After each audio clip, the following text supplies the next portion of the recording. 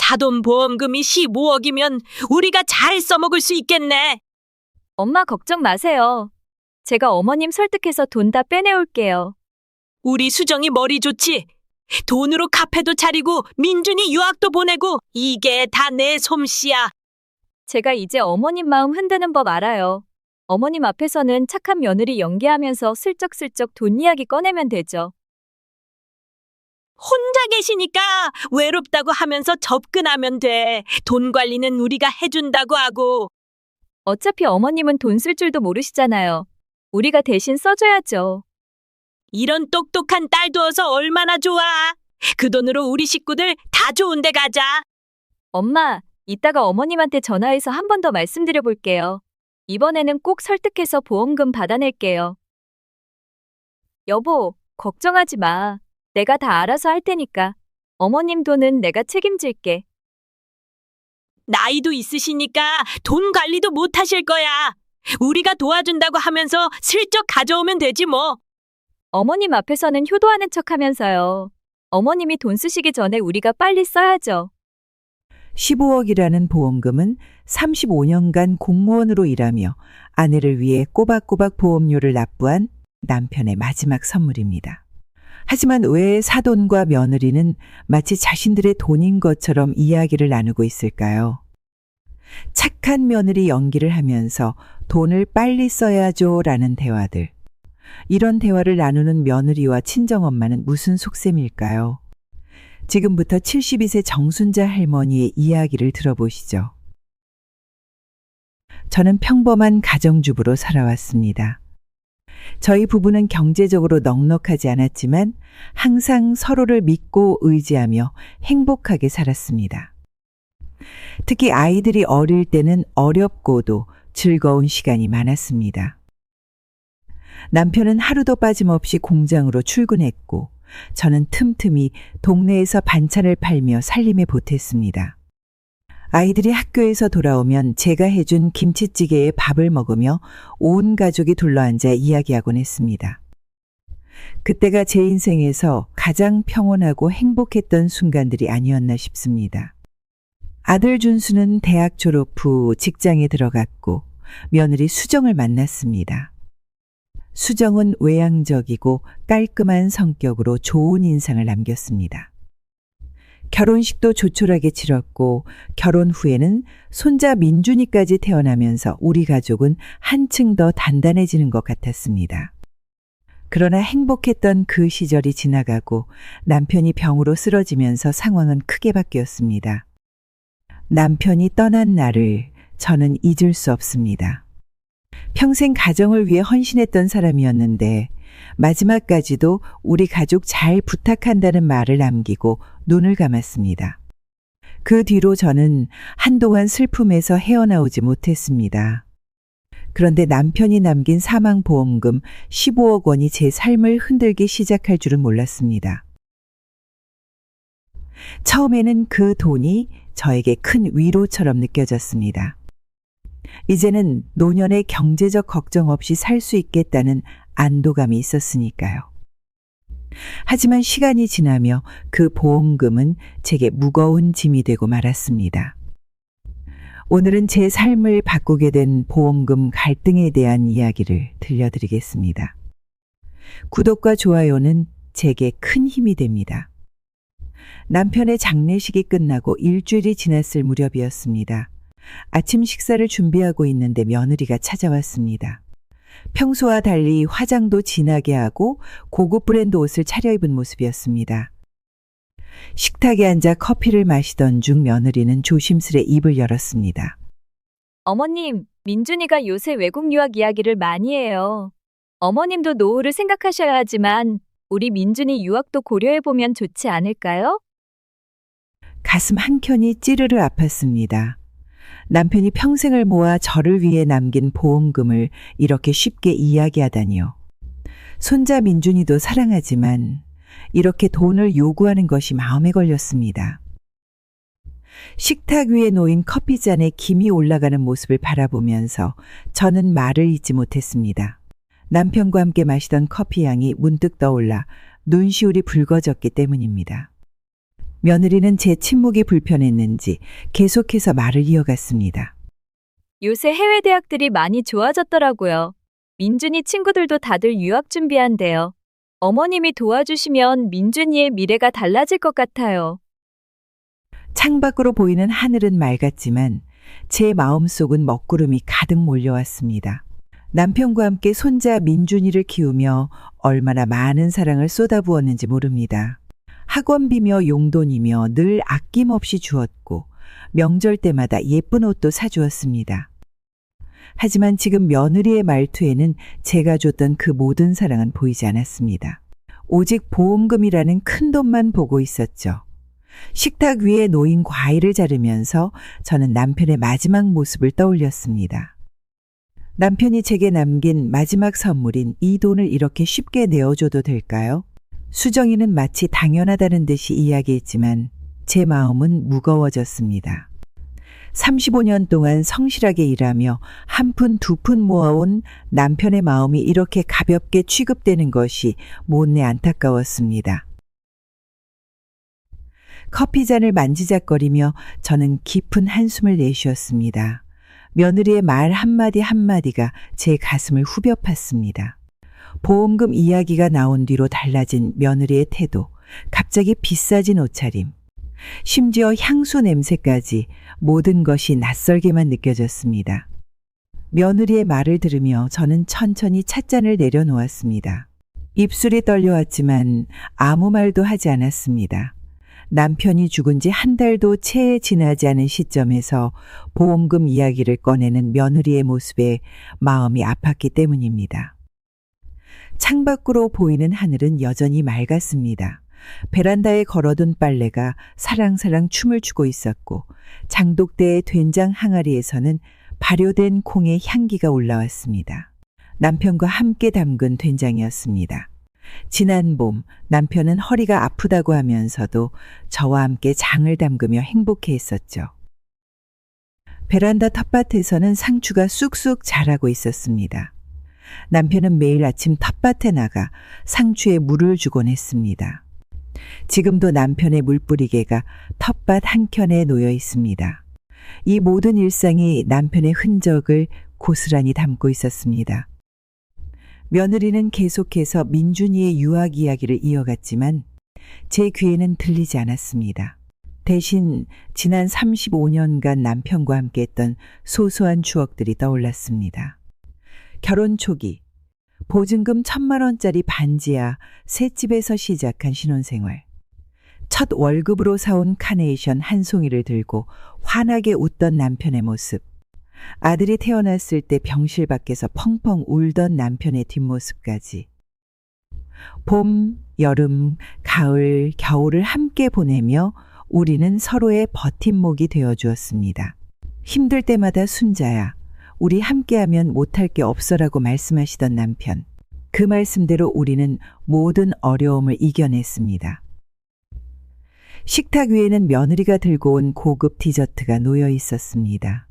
예쁜 상자에 담긴 케이크였지만 저에게는 남편이 동네 빵집에서 사오던 소박한 단팥빵이 더 그리웠습니다. 주방시계가 똑딱똑딱 시간을 알리는 소리만이 침묵을 채웠습니다. 며느리는 제 대답을 기다리며 커피를 홀짝 였고 저는 천천히 숨을 고르며 생각을 정리했습니다.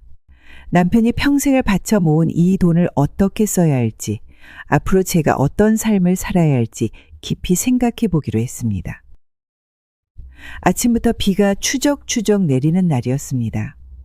장마철이라 빨래를 널지도 못하고 집안에만 있으니 답답한 마음이 커졌습니다. 점심 무렵 현관 초인종이 울렸습니다. 문을 열어보니 옆 동네에 사는 사돈이 명품 쇼핑백을 양손 가득 들고 서 있었습니다. 평소에는 명절이나 집안 행사가 있어야 얼굴을 보던 사돈이었는데 남편이 돌아가신 후로는 자주 들르곤 했습니다. 비 온다고 택시를 타고 왔다는 사돈은 거실에 앉자마자 며느리에게 전화를 걸었습니다. 마침 동네 근처에 있었다는 며느리는 금방 도착했습니다. 사돈은 쇼핑백에서 비싼 과일과 디저트를 꺼내놓았습니다. 남편이 살아있을 때는 한 번도 이런 선물을 들고 오지 않았던 사돈이었습니다. 지금껏 명절에도 김치 한 포기 들고 온 적 없던 분이 갑자기 백화점 과일 세트를 사오니 마음이 불편했습니다. 며느리는 사돈이 사온 디저트를 예쁜 접시에 담아왔습니다. 평소 같았으면 그냥 과자 봉지를 뜯어 놓았을 텐데 오늘따라 커피잔과 디저트 접시까지 준비하는 모습이 낯설었습니다. 창밖으로는 여전히 비가 내렸습니다. 빗소리를 배경으로 사돈은 이런저런 이야기를 늘어놓았습니다.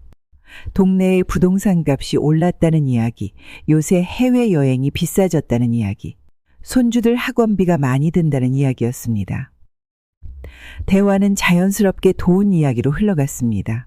사돈은 커피를 마시다 말고 며느리를 바라보며 입을 열었습니다. 어머님이 돈을 제대로 쓰게 해야지. 나이가 드시니까 돈 쓰는 것도 조심스러우실 텐데 내가 잘 도와드려야 해. 이 말을 하는 동안 사돈의 눈빛은 제 얼굴이 아닌 거실벽에 걸린 남편의 사진을 향해 있었습니다. 마치 보험금이 얼마인지 확인하고 싶어 안달이 난 것처럼 보였습니다. 며느리는 고개를 끄덕이며 사돈의 말에 맞장구를 쳤습니다. 저는 식탁 위에 놓인 디저트를 바라보았습니다. 예쁘게 포장된 상자 안에는 제가 좋아하는 것이 아닌 사돈과 며느리의 욕심이 담겨 있었습니다. 비 오는 날 찾아온 불청객처럼 보험금을 노리는 두 사람의 속마음이 빗방울처럼 제 마음에 떨어져 얼룩을 만들었습니다. 남편이 저를 위해 남긴 돈이 오히려 가족의 마음을 이렇게 뒤틀어 놓을 줄은 몰랐습니다. 옆 동네에 산다는 이유로 불쑥 찾아와 돈 이야기를 꺼내는 사돈을 보며 제 마음속에는 서러움이 가득 차올랐습니다. 평생 검소하게 살면서 자식 뒷바라지하고 가정을 지켜온 제 노력은 안중에도 없이 오직 보험금만 바라보는 두 사람의 모습에 가슴이 아팠습니다. 보험금 이야기가 나온 뒤 며느리의 행동이 눈에 띄게 달라졌습니다. 친정 부모님 댁 난방비가 많이 나온다며 제게 도움을 청했고 친정 동생의 전세 보증금도 제가 도와줄 수 있지 않겠냐고 물었습니다. 심지어 친정 조카의 학원비까지 거론하며 매번 돈 이야기를 꺼냈습니다. 며느리의 SNS를 보면 친정에서 찍은 사진들이 가득했습니다. 보험금을 받은 뒤로는 친정 부모님께 명품 가방을 선물하고 호텔에서 가족 모임을 하는 사진도 올렸습니다. 친정어머니 건강검진을 위해 비싼 병원을 예약했다는 글도 보였습니다. 모두 제 보험금으로 하고 싶은 일들을 적어놓은 것만 같았습니다. 지난 주말에는 친정 부모님을 모시고 제주도 여행을 다녀왔다는 이야기를 들었습니다. 며느리는 친정아버지가 평생 제주도를 가보고 싶어 하셨다며 보험금으로 가족여행을 한번 보내드리면 좋겠다고 말했습니다. 남편이 살아있을 때는 저희 부부를 한 번도 여행에 모시지 않았는데 이제는 친정 식구들 여행부터 챙기고 있었습니다. 이제는 아예 노골적으로 친정 살림을 도와달라고 이야기했습니다. 친정어머니 주방을 새로 해드리고 싶다. 친정아버지 차를 바꿔드리고 싶다며 보험금을 마치 친정을 위한 통장처럼 여기는 모습이 안타까웠습니다. 아들마저 며느리 말에 넘어가 어머니 처가 쪽도 도와드려야 하지 않을까요? 라고 말했습니다. 남편이 저를 위해 평생을 모아 남긴 보험금이 이렇게 친정 식구들 용돈이 될 줄은 몰랐습니다. 며느리는 또 친정 부모님과 함께 방콕 여행을 떠났습니다. 아직 기신제도 지내지 않은 시점이었는데 비행기 표가 싸다며 서둘러 여행을 결정했다고 했습니다. 평소에는 여행 경비가 부담된다며 망설이던 며느리였는데 보험금 이야기가 나온 뒤로는 여행 계획을 척척 세우는 모습이 낯설었습니다. 사돈과 며느리는 5일간의 방콕 여행을 다녀왔습니다. 여행 내내 SNS에는 호화로운 호텔 사진과 고급 레스토랑에서 찍은 사진들이 올라왔습니다. 특히 명품관에서 찍은 사진이 여러 장 있었는데 며느리의 옷차림도 평소보다 한층 더 고급스러워진 것이 눈에 띄었습니다. 방콕에서 돌아온 다음 날 며느리와 사돈은 저희 집으로 찾아왔습니다. 커다란 면세점 쇼핑백을 들고 현관문을 들어서는 모습이 마치 무슨 큰 선물이라도 준비해 온 것처럼 보였습니다. 거실에 들어서자 사돈은 수정이에게 큰 쇼핑백을 건네주었습니다. 며느리가 쇼핑백 안에서 꺼낸 것은 반짝이는 금장 로고가 달린 명품 지갑이었습니다. 저는 부엌에서 차를 준비하면서도 귀가 거실 쪽으로 쫑긋 세워졌습니다. 우리 수정이 며칠 전에 방콕 여행 가서 엄마랑 쇼핑 잘했지? 이번에는 우리가 선물 사왔으니까 다음에는 어머님이 해외여행 한번 다녀오시면서 선물 사오시면 되겠어요. 며느리는 새 지갑을 이리저리 구경하며 웃었습니다. 저는 차를 타면서도 손이 덜덜 떨렸습니다. 남편이 돌아가신 지 얼마 되지도 않았는데 해외여행은 무슨 해외여행입니까? 사돈은 계속해서 말을 이어갔습니다. 이제 혼자 계시면 심심하실 텐데 우리랑 같이 여행도 다니시고 즐겁게 사셔야죠. 우리 수정이가 어머님 여행 일정도 짜드릴 테니까 걱정 마세요. 차를 들고 거실로 나오니 며느리는 벌써 새 지갑에 카드를 옮겨놓고 있었습니다. 명품 매장에서 산 듯한 지갑은 반들반들 윤이 났습니다. 우리가 이번에 방콕 가서 보니까 물가가 많이 올랐더라고요. 예전에는 이런 지갑도 싸게 살 수 있었는데 요즘은 다 비싸져서 어머님도 통장에 돈 넣어두기만 하지 마시고 즐겁게 쓰면서 사셔야죠. 사돈의 말 한마디 한마디가 전부 보험금을 겨냥한 것 같아 가슴이 답답했습니다. 며느리는 새 지갑을 들고 사진을 찍었습니다. 분명 곧 SNS에 올라갈 사진일 터였습니다. 남편이 저를 위해 남긴 보험금이 이렇게 사돈과 며느리의 욕심을 키울 줄은 몰랐습니다. 7월 칠성날은 제 생일이었습니다. 아침부터 날씨가 무척 더웠지만 평소처럼 일찍 일어나 텃밭에 물을 주고 아침 청소를 했습니다. 남편이 살아있을 때는 이른 아침부터 미역국을 끓여주시곤 했는데 이제는 혼자서 보내는 첫 생일이었습니다. SNS를 보니 며느리가 친정어머니 생일 파티 사진을 올렸습니다. 지난달 친정어머니 생일에는 특급 호텔 뷔페를 예약하고 명품 백화점에서 산 비싼 화장품 세트도 선물했다고 자랑하듯 글을 올렸습니다. 저는 휴대폰을 내려놓고 거실 창밖만 바라보았습니다. 점심때가 되어도 아들이나 며느리에게서는 연락이 없었습니다. 냉장고에서 김치와 밥을 꺼내 혼자 끼니를 때웠습니다. 식탁에 앉아 밥을 먹는데 작년 생일 생각이 났습니다. 며느리가 직접 미역국을 끓여왔었고 손자 민준이는 크레파스로 그린 그림을 선물로 주었습니다. 저녁이 되어서야 며느리에게서 전화가 왔습니다. 어머님 죄송해요. 오늘이 어머님 생신인 걸 깜빡했어요. 일이 너무 바빠서. 목소리만 들어도 며느리가 마지못해 하는 말이라는 것을 알 수 있었습니다. 친정어머니 생일에는 한 달 전부터 준비하던 며느리였는데 시어머니 생일은 깜빡했다는 말에 가슴 한쪽이 아려왔습니다. 이틀 뒤 며느리가 케이크와 고급 김 선물 세트를 들고 찾아왔습니다. 백화점 쇼핑백에 들어있는 선물이었지만 정성은 보이지 않았습니다. 며느리는 케이크 상자를 열면서 말했습니다. 어머님, 늦게나마 생신 축하드려요. 이 케이크는 고급 디저트 가게 거예요. 김도 프리미엄 제품이에요. 선물은 비싸 보였지만 마음은 전해지지 않았습니다. 며느리는 휴대폰으로 케이크 사진을 찍으며 SNS에 올릴 글귀를 중얼거렸습니다. 시어머님 생신 축하드려요 라는 글귀 밑에는 케이크 가게 이름과 위치를 태그해 놓았습니다. 케이크를 자르면서 며느리는 친정 이야기를 시작했습니다. 지난달 친정어머니 생일 파티가 얼마나 즐거웠는지, 호텔 뷔페는 얼마나 맛있었는지 신나게 떠들었습니다. 제 생일을 잊은 것에 대한 미안함은 찾아볼 수 없었습니다. 저는 케이크 한 조각을 접시에 담으며 옛날이 떠올랐습니다. 결혼 초기에는 며느리가 정성스레 미역국도 끓이고 직접 만든 케이크도 들고 왔었는데 말입니다. 언제부터 이렇게 달라졌을까요? 돈 앞에서 진심은 사라지고 비싼 선물만 남은 것 같아 마음이 아팠습니다.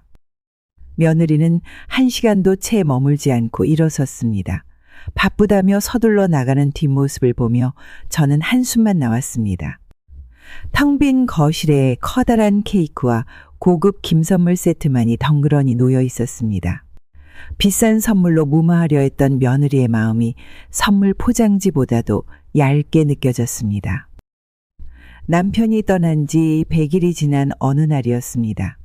아침부터 며느리가 노트북과 서류 가방을 들고 찾아왔습니다. 평소와 다르게 정장 차림이었고 화장도 평소보다 진하게 했습니다. 어머님, 요즘 많이 심심하시죠? 제가 좋은 제안이 있어서 왔어요. 노트북을 펼치더니 화려한 커피숍 사진들을 보여주었습니다. 강남에 있는 유명한 프랜차이즈 카페였습니다. 매장 인테리어부터 커피 머신까지 준비해온 자료를 하나하나 꺼내 설명했습니다. 어머님, 저희가 같이 카페를 차리면 어떨까요? 요새는 어르신들도 카페 사장님 많이 하세요. 어머님도 취미 삼아 하시면 좋을 것 같아요. 창밖에서는 아파트 공사 소리가 들려왔습니다. 며느리의 말을 듣고 있자니 공사장의 망치 소리만큼이나 머리가 아팠습니다. 남편과 함께 살던 이 동네에서 한 번도 장사를 해본 적이 없었는데 갑자기 무슨 카페 운영이란 말입니까? 서류 봉투에서는 장황한 사업 계획서가 나왔습니다. 권리금이 5천만 원, 인테리어가 7천만 원, 기계값이 4천만 원. 숫자들이 빼곡하게 적혀 있었습니다. 마지막 장에는 어머님 투자금 3억 원이라고 적혀 있었습니다. 제가 실무는 다 맡을 테니까 어머님은 보험금에서 조금만 투자해 주세요. 나중에 수익금은 똑같이 나눠 가지면 되잖아요. 장사 경험도 없는 제게 갑자기 카페 운영을 제안하는 며느리의 말투에는 진심이 느껴지지 않았습니다. 오히려 보험금을 노리는 속셈이 훤히 보였습니다. 베란다에서는 바람에 흔들리는 빨래들이 보였습니다. 남편의 와이셔츠를 마지막으로 빨아둔 것이 아직도 옷장에 걸려 있었습니다. 빨래 넣는 일조차 힘들어하는 제가 어떻게 카페를 운영할 수 있을까요? 며느리는 계속해서 화려한 카페의 사진들을 보여주었습니다. 유명 연예인이 다녀갔다는 카페, 웨이팅이 길게 줄을 선다는 카페, SNS에 인기 있는 카페, 하나같이 화려하고 비싼 곳들 뿐이었습니다. 창가에 놓인 남편 사진이 눈에 들어왔습니다. 남편은 공무원 월급으로 한 푼 두 푼 모아 보험금을 남겼는데 이제 며느리는 그 돈으로 호화로운 카페를 차리자고 합니다. 가슴 한켠이 찢어지는 것만 같았습니다. 점심시간이 되자 며느리는 근처 구청에 가서 상담도 받아보자고 했습니다. 이미 자리까지 받은 것 같았습니다. 제 의견은 묻지도 않은 채 카페 메뉴부터 인테리어 업체까지 다 정해놓은 모습이었습니다. 저는 조용히 자리에서 일어섰습니다. 며느리가 카페 사진들을 보여주며 한참을 떠들고 있었지만 더 이상 들을 수가 없었습니다. 어머님, 구청에서 상담도 받아보고. 저는 고개를 저었습니다. 이제는 더 이상 망설이지 않았습니다. 이제 그만하자. 나는 카페 같은 거 하지 않을 거야. 제 목소리는 떨리지 않았습니다. 오히려 오랜만에 제 목소리가 이렇게 단단하게 나온다는 게 신기할 정도였습니다. 며느리의 얼굴이 순간 굳어졌습니다. 어머님, 제가 다 알아봐놨는데. 내가 장사를 해본 적이 없잖아. 그리고 난 장사하고 싶은 마음도 없고. 제 단호한 말투에 며느리는 입술을 깨물었습니다. 화려한 카페 사진들이 담긴 노트북 화면이 껌뻑거렸습니다. 벌써 가게 자리까지 알아보고 인테리어 업체와도 상담을 했다던 며느리의 계획이 한순간에 무너져 내렸습니다. 제 거절에도 며느리는 끈질기게 설득을 시도했습니다. 하지만 이제는 달랐습니다. 전에는 마음이 흔들렸던 순간들도 있었지만 이제는 제 마음이 확고했습니다. 며느리가 들고 온 서류들을 정중히 돌려주었습니다. 남편이 제게 남긴 보험금으로 이런 모험을 할 수는 없었습니다. 그리고 무엇보다 이제는 며느리의 진심이 보였습니다. 카페 운영이라는 명목으로 보험금을 노리는 속셈이 너무나 뻔했기 때문입니다. 가을바람이 불기 시작한 어느 날이었습니다. 아침부터 창문을 닫고 있는데 현관문이 열렸습니다. 며느리와 사돈이 또 찾아온 것입니다. 요즘은 거의 매일 제 집에 와서 이것저것 요구를 하곤 했습니다.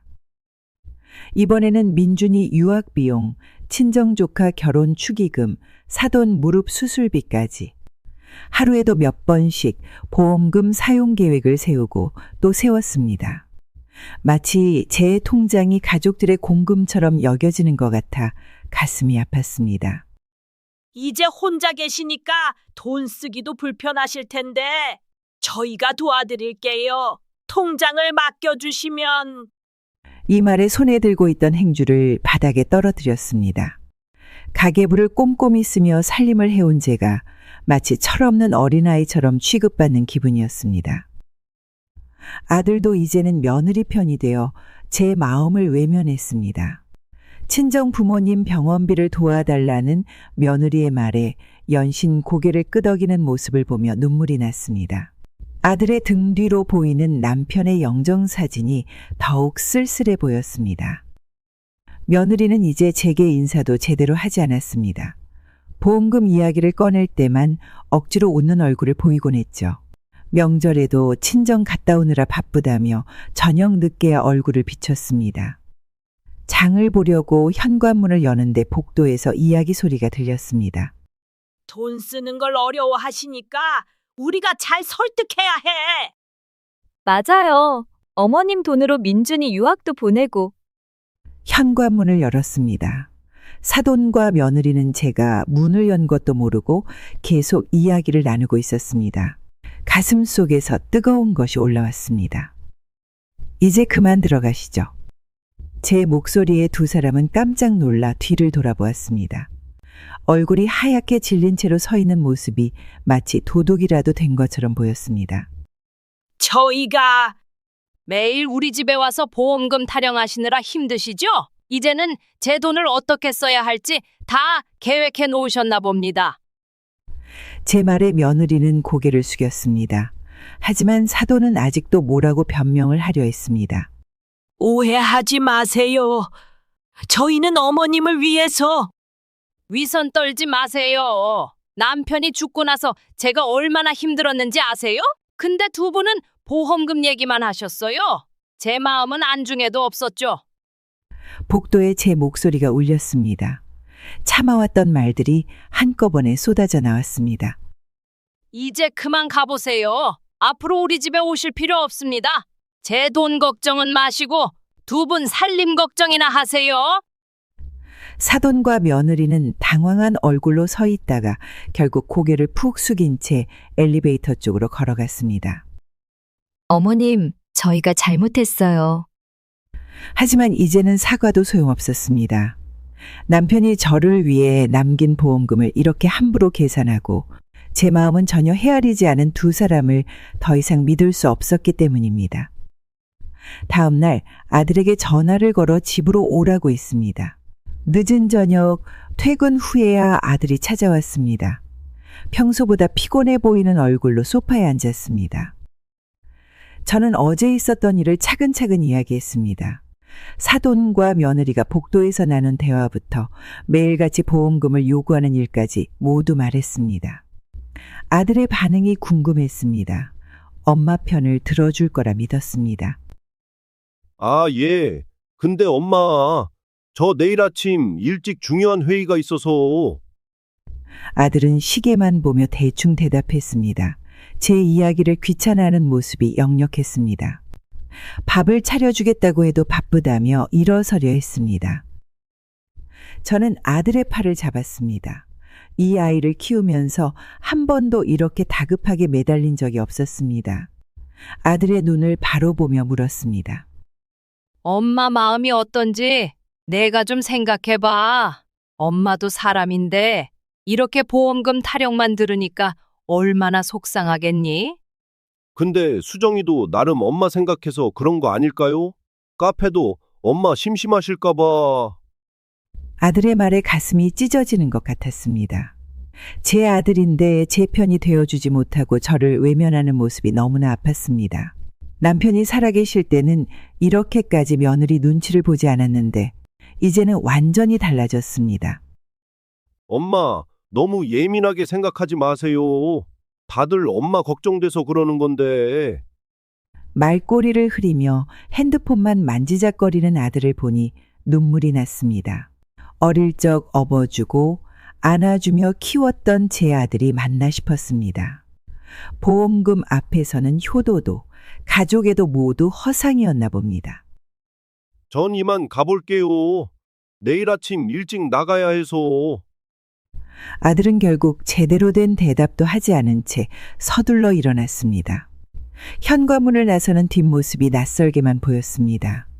남편이 살아계실 때는 1시간이고 2시간이고 앉아서 이야기를 나누곤 했는데 이제는 10분도 앉아있기 힘들어하는 모습이었습니다. 문이 닫히고 빈 거실에 혼자 남았습니다. 벽에 걸린 가족 사진 속 환하게 웃고 있는 우리 모습이 이제는 낯설기만 했습니다. 보험금이 우리 가족을 이렇게 남남처럼 만들어버릴 줄은 몰랐습니다. 아들이 얼마 전 가족 단톡방에 저를 초대했습니다. 평소에는 휴대폰을 잘 보지 않았지만 이날은 왠지 멈춰서 단톡방을 보게 됐습니다.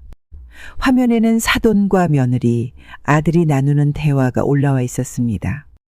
우리 수정이가 있으니 모든 게 편하네. 보험금으로 해외여행도 가고 민준이 유학도 보내고. 엄마, 제가 잘 설득해 볼게요. 어머님이 카페 창업한다고 하면 은행 대출도 가능할 것 같아요. 우리 수정이는 역시 똑똑해. 설득만 잘하면 우리 민준이 외국 유학은 문제 없겠다. 단톡방에서 오가는 대화를 보며 손이 떨려왔습니다. 제가 보는 줄도 모르고 마치 보험금이 자기들 돈인 것처럼 이야기하는 모습에 눈물이 났습니다. 저는 이 단톡방에 초대만 되어 있을 뿐 마치 없는 사람처럼 취급되고 있었습니다. 다음 주에 어머님 모시고 은행 가보려고요. 보험금 있으니까 대출도 가능하다고 하더라고요. 일도 잘하지만 돈 관리도 잘하네.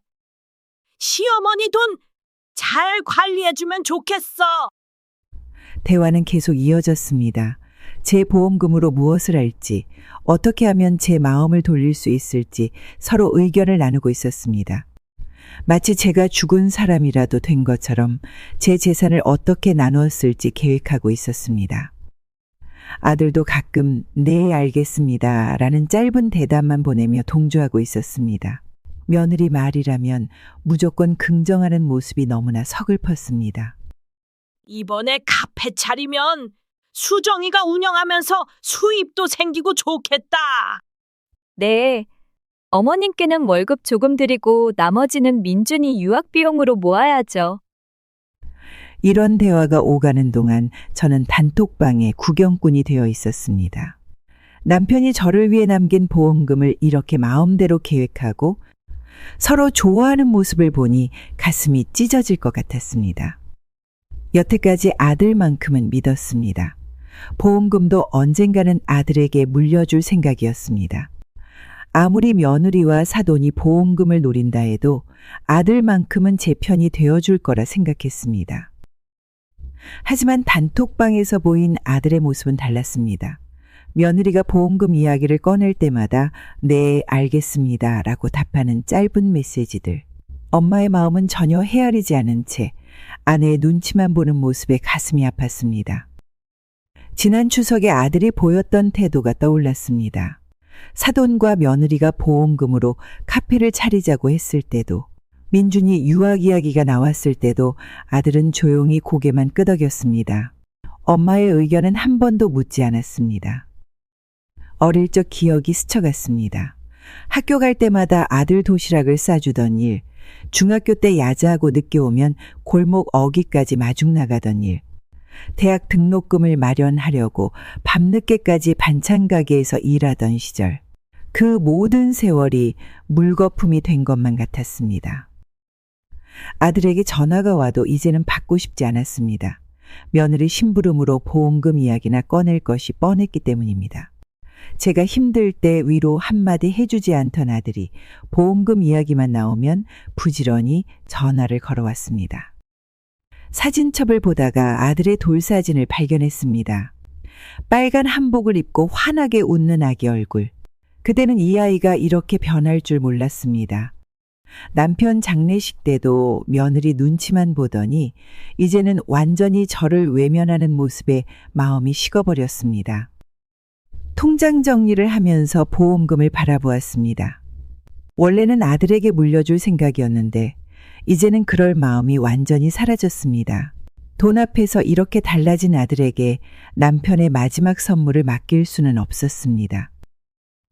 단톡방을 본 다음 날 아침, 평소보다 일찍 일어났습니다. 남편의 사진을 바라보며 오랫동안 생각에 잠겼습니다. 35년 동안 남편과 함께 살면서 늘 의지하고 살았는데 이제는 제 삶을 스스로 계획해야 할 때가 왔다는 생각이 들었습니다. 창밖으로 동이 트는 모습이 보였습니다. 새벽 햇살이 창문을 비추자 마음속에서도 무언가가 밝아지는 느낌이 들었습니다. 이제는 제가 원하는 삶을 살아야겠다는 결심이 섰습니다. 옷장 깊숙이 넣어두었던 가방을 꺼냈습니다. 15년 전 취미로 배우고 싶었던 수채화학원 전단지가 가방 속에 고이 접혀 있었습니다. 그때는 시간이 없다며 돈이 아깝다며 망설였던 일들이 이제는 제게 새로운 희망으로 다가왔습니다. 화장대 앞에 앉아 거울을 바라보았습니다. 늘 며느리와 사돈의 눈치를 보며 살았던 제 모습이 거울에 비쳤습니다. 하지만 이제는 달라져야 했습니다. 남편이 제게 남긴 보험금으로 제 인생을 새롭게 시작하고 싶었습니다.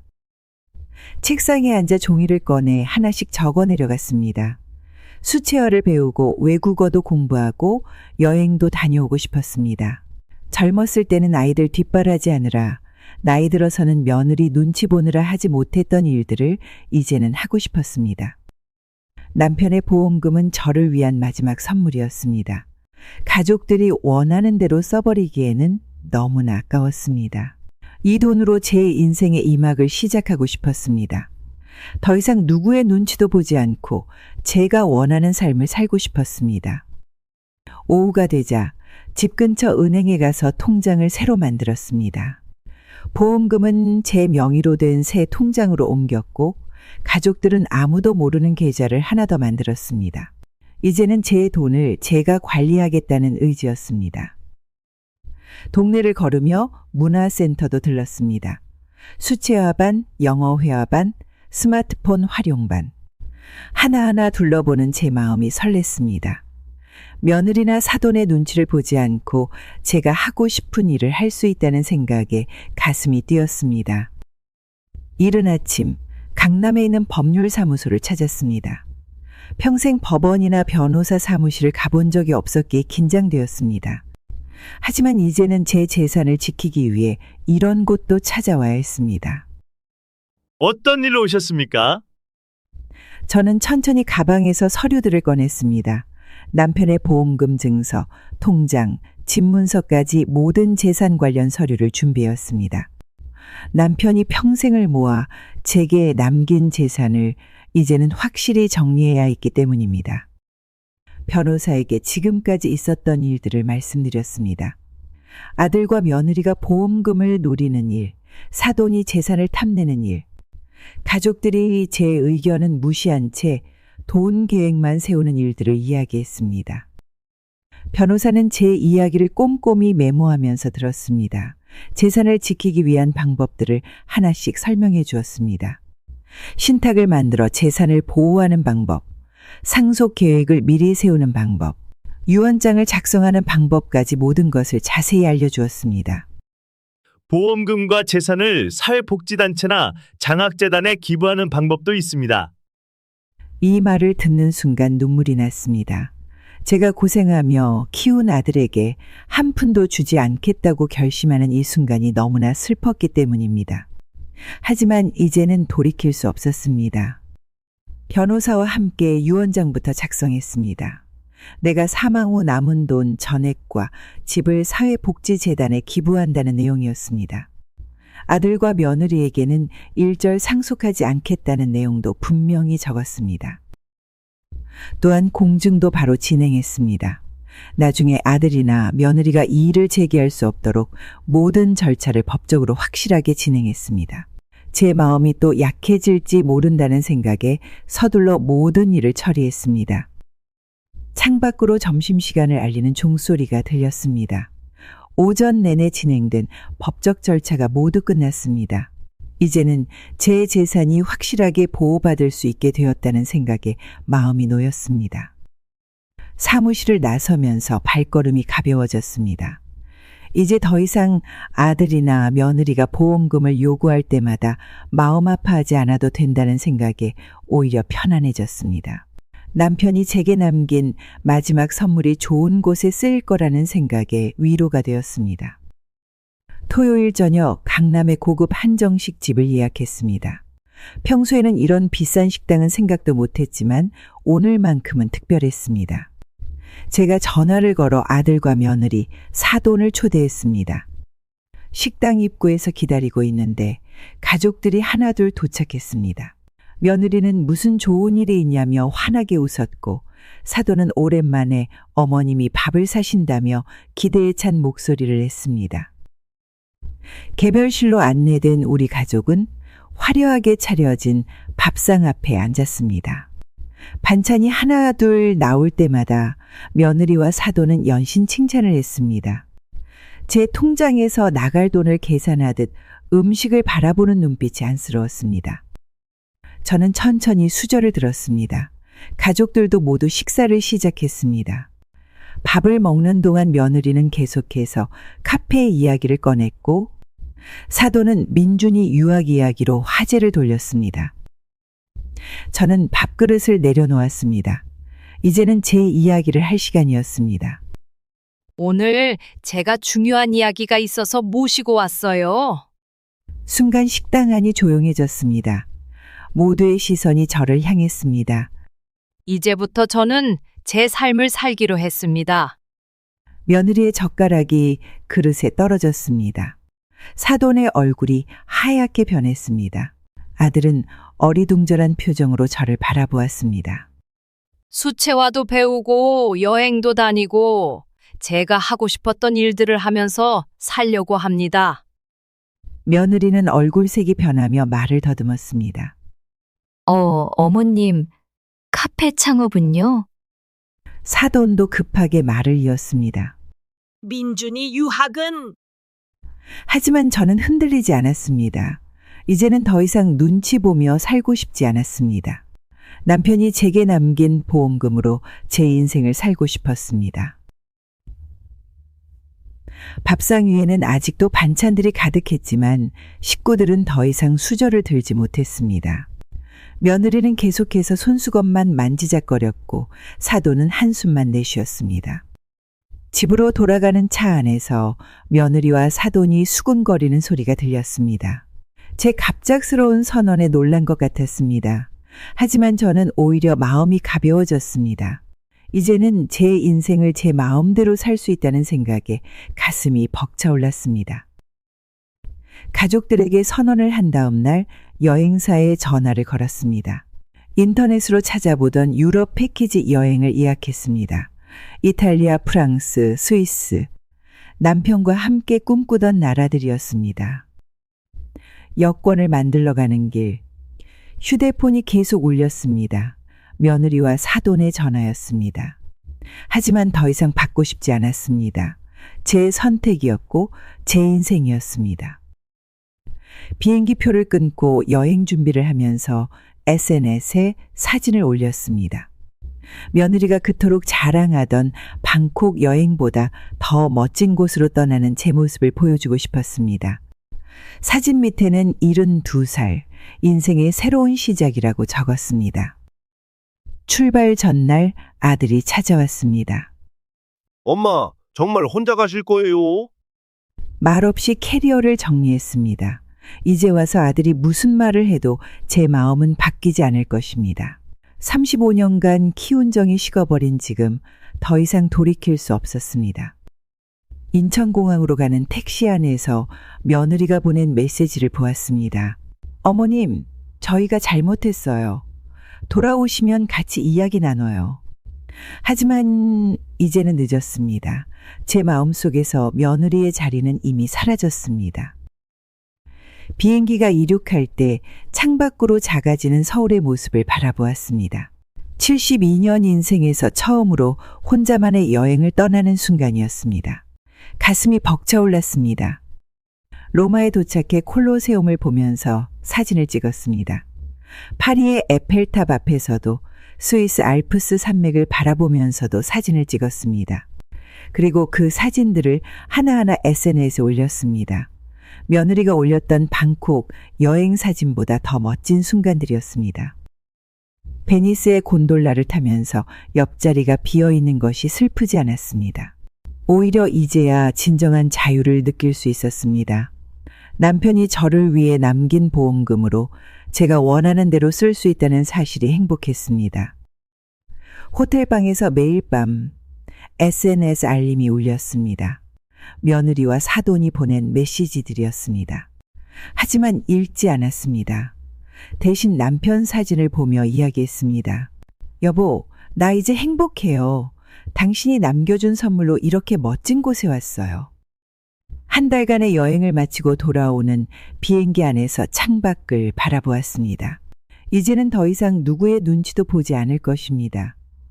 보험금을 노리는 가족들의 계획도 며느리의 달콤한 말도 더 이상 저를 흔들 수 없습니다.